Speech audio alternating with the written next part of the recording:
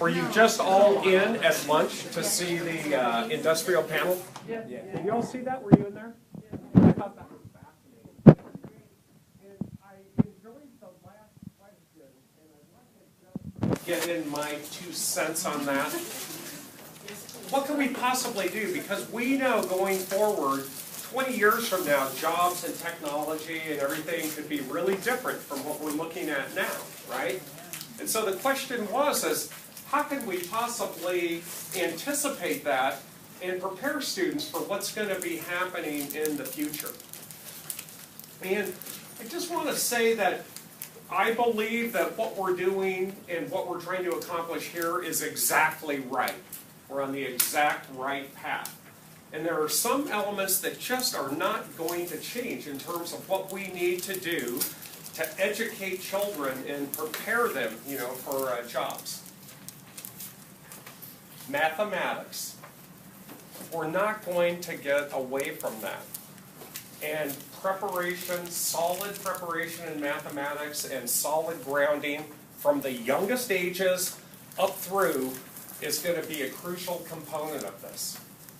And so, remember I was saying some people are afraid of math, or I don't like math. Don't ever allow your fears to come out in the classroom. Have a very positive attitude about this. I want to say something about math in my line of work in research or investigations in geology. Statistics. Statistical analysis of data is very important in what I do. And it's very important across a broad range of disciplines. And so in order to damn statistics, you can make it show whatever you want. But there are many solid applied branches of mathematics that are so important, in terms of measurements and uncertainty, correlation of data, solid math. That's going to be an important part of it.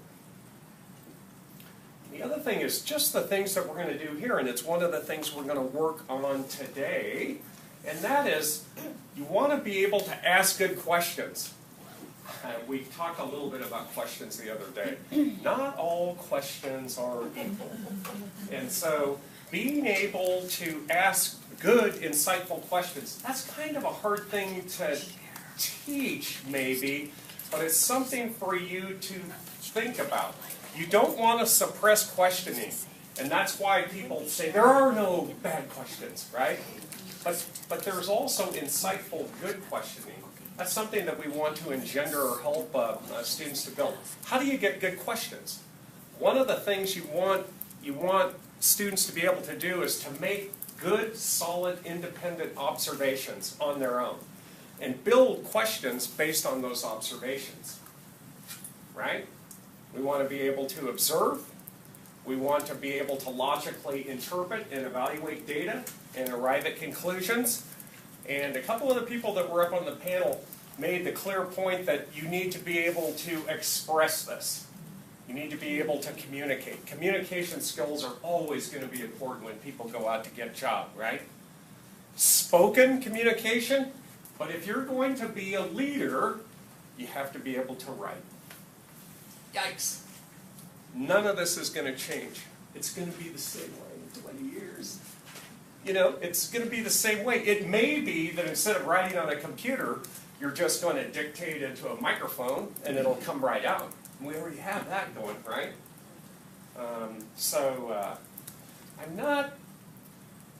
Things are going to change off into the future, but I believe we're on the right track.